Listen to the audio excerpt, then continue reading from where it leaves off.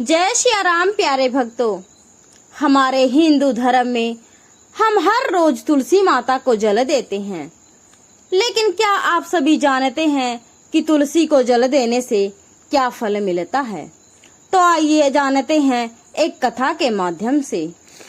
एक समय की बात है कि माता लक्ष्मी भगवान विष्णु से पूछती है कि हे स्वामी, आप तो तीनों लोकों के स्वामी हैं, आपके तीनों लोकों में पूजा होती है, सभी आपकी कृपा पाने के लिए उत्सुक होते हैं, फिर भी आप इस तुलसी के पौधे की पूजा क्यों करते हैं और इस तुलसी के पौधे को रोजाना जल क्यों चढ़ाते हैं?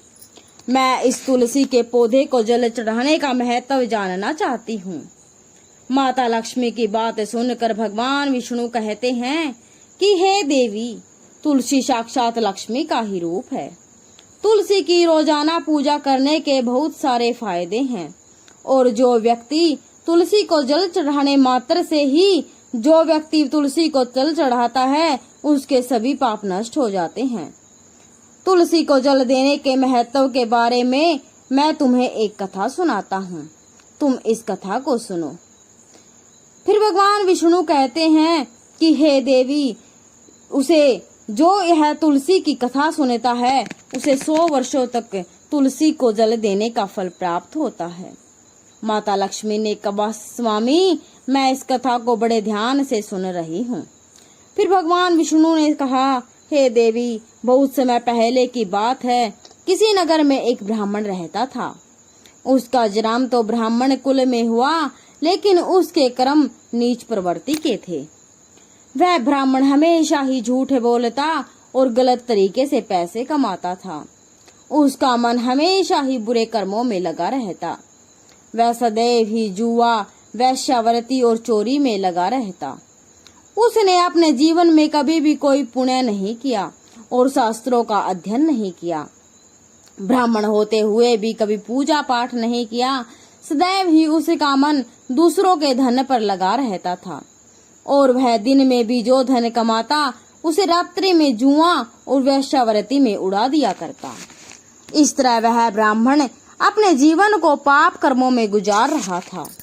उसने अपने मुख से कभी भगवान का नाम भी नहीं लिया और ना ही कभी देवी देवताओं का पूजन किया। इस प्रकार से पाप करते हुए उसे कई वर्ष बीत गए। फिर वह ब्राह्मण कुछ खरीदारी करने के लिए एक नगरी में जाता है। उस नगरी के पास में गंगा नदी बहती है और उस नदी में स्नान करने के लिए दूर दूर से लोग आते हैं। फिर वह ब्राह्मण गंगा जी के किनारे एक आश्रम में ठहरता है। उस आश्रम में अनेक विद्वान ब्राह्मण प्रतिदिन पुराणों का पाठ तथा भगवान की भक्ति करते हैं। वह ब्राह्मण भी ढोंग करता हुआ वहीं पर उनके साथ रुक गया और उन ब्राह्मणों के साथ रहकर उसे भी भगवान का नाम लेने का अवसर मिल गया। वह उस स्थान पर कुछ दिनों के लिए रुका। फिर वहां पर आए हुए लोगों ने गायों का पूजन करके ब्राह्मणों को भोजन कराया, तो उस ब्राह्मण ने भी उनके साथ बैठकर भोजन किया और भगवान का प्रसाद ग्रहण किया। वहीं पर उस आश्रम में एक तुलसी का पौधा था। वह ब्राह्मण जाने अनजाने में उस तुलसी के पौधे में पानी डालता था। उसके मन में कोई विचार नहीं था कि वह क्या कर रहा है। वह प्रतिदिन सुबह उठकर बाल्टी में पानी लेकर तुलसी के पौधे में डालता। यह उसका रोजाना का नियम बन गया। फिर एक दिन की बात है, वह आश्रम में सोया हुआ था। तभी अचानक उसके पास एक काला सांप आता है और उसे डस लेता है। थोड़ी ही देर में उस ब्राह्मण की मृत्यु हो जाती है और जब सुबह दूसरे ब्राह्मणों ने उसे इस अवस्था में देखा तो उन्होंने उसके मुख में तुलसी पत्र और तुलसी का जल डाल दिया। फिर उन ब्राह्मणों को पता चला कि उसकी तो मृत्यु हो चुकी है। तब वहां पर यमदूत आते हैं और उस ब्राह्मण को पकड़कर यमलोक में ले जाने लगते हैं। रास्ते में जाते हुए जब यमलोक उसे ले जा रहे थे तो वह यमदूतों से कहता है कि हे यमदूतों, मुझे कहाँ ले जा रहे हो? मेरी मृत्यु किस कारण से हुई है?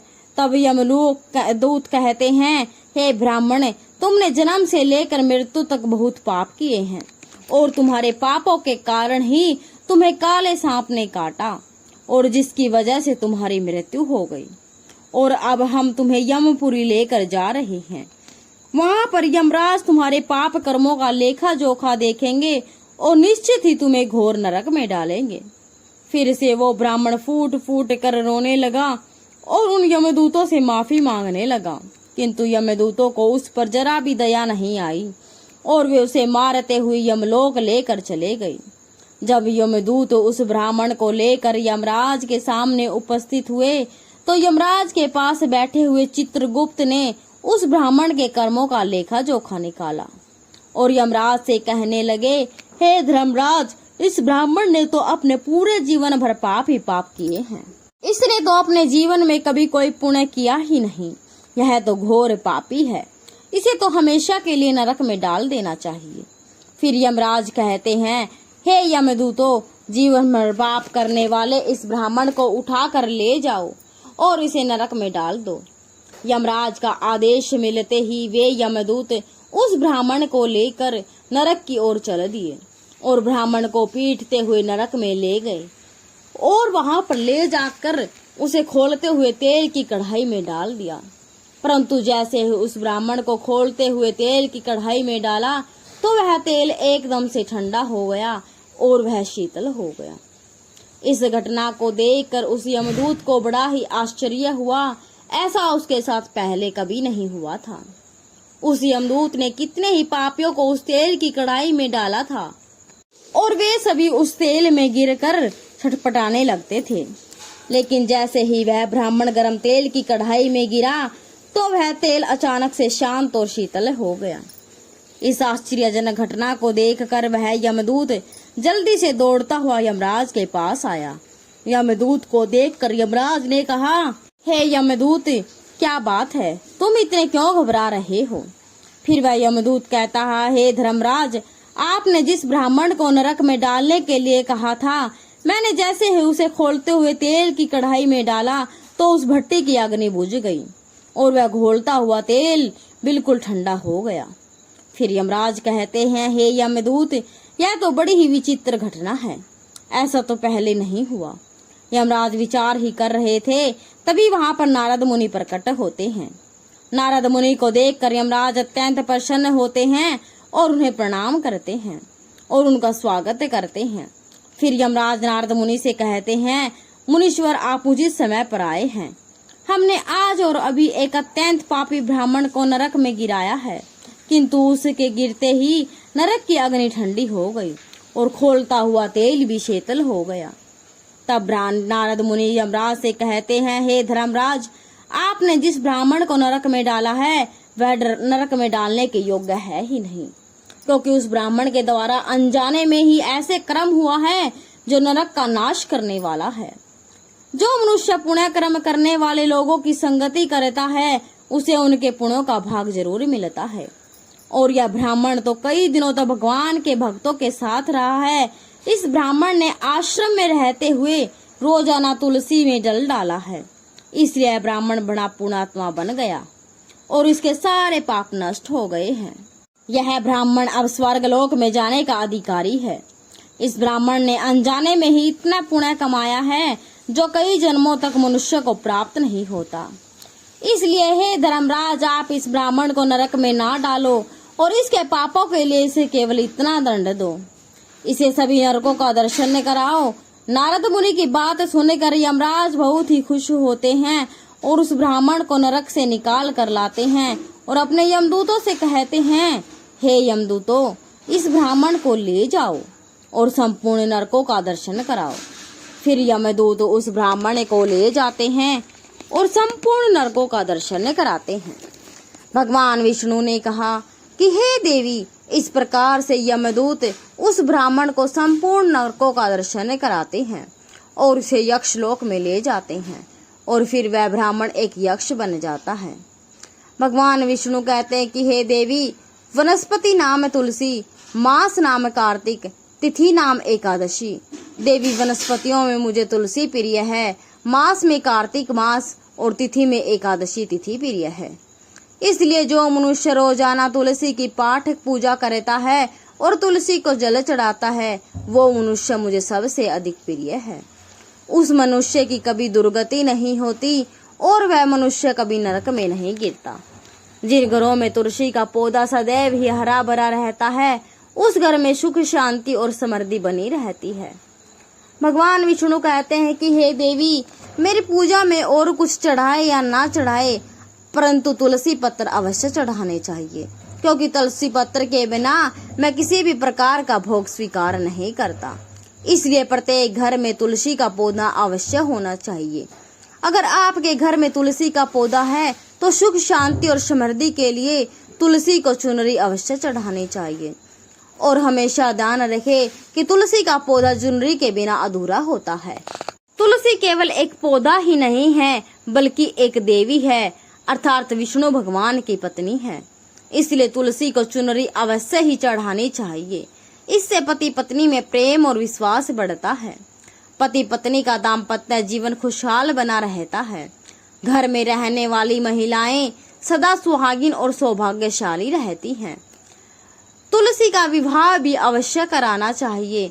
इससे मनुष्य के सभी दुखों का अंत होता है और शारीरिक जीवन सुख में बरतता है। भगवान विष्णु कहते हैं कि हे देवी, तुलसी के पौधे के पास अपने मुख से अपशब्द नहीं बोलने चाहिए। तुलसी के नजदीक भूल से भी जूते, चप्पल अथवा झाड़ू पोछा नहीं रखना चाहिए, इससे पाप लगता है। तुलसी के पौधे के पास जल से हुआ बर्तन भी नहीं रखना चाहिए। तुलसी के पौधे के पास दीपक जलाने के बाद दीपक को वहां से हटा देना चाहिए, क्योंकि तुलसी के नीचे बुझा हुआ दीपक रखना अशुभ माना जाता है। जिस स्थान पर भी तुलसी का पौधा होता है, उस स्थान को हमेशा ही साफ स्वच्छ रखना चाहिए। इसलिए नियमित रूप से तुलसी के पौधे के पास साफ सफाई का ध्यान रखना चाहिए। तुलसी के पौधे में शिवलिंग और गणेश जी की प्रतिमा नहीं रखनी चाहिए। साथ ही तुलसी के गमले में अन्य किसी भी प्रकार का पौधा लगाना अशुभ होता है। तुलसी के पौधे के पास कपड़े भी नहीं सुखाने चाहिए, अन्यथा कपड़ों का गंदा पानी तुलसी के पौधे पर गिर सकता है। और हमेशा ध्यान रखना चाहिए कि तुलसी के पत्र को नाखून से नहीं तोड़ना चाहिए, इससे तुलसी का अपमान होता है।